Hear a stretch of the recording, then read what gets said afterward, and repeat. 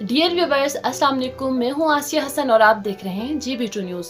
جیسے کہ آپ سب جانتے ہیں، 8 مارچ کو خواتین کے عالمی دن کے نام سے جانا جاتا ہے اور دنیا بھر میں اس کو جوش و خروش کے ساتھ منایا جاتا ہے، اور آج انٹرنیشنل وومنز ڈے کی 113ویں اینیورسری منائی جا رہی ہے۔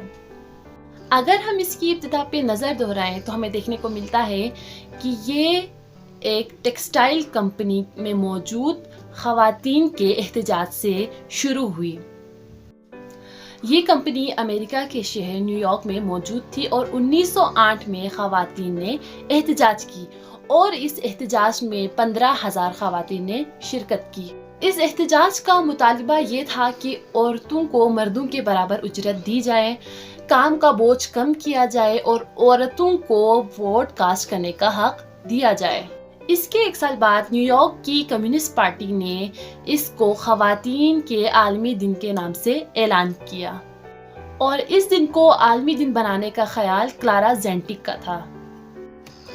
اس کے بعد 1910 میں international conference of working women کے اجلاس میں کلارا زینٹک نے اپنے خیالات کا اظہار کیا، جہاں پر 17 ملکوں سے 100 ورکنگ وومن آئی ہوئی تھی۔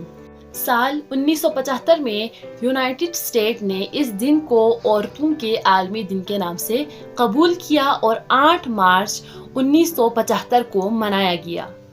اب تک کے لیے اتنا ہی۔ مزید معلومات سے باخبر رہنے کے لیے GB2 نیوز دیکھتے رہیں۔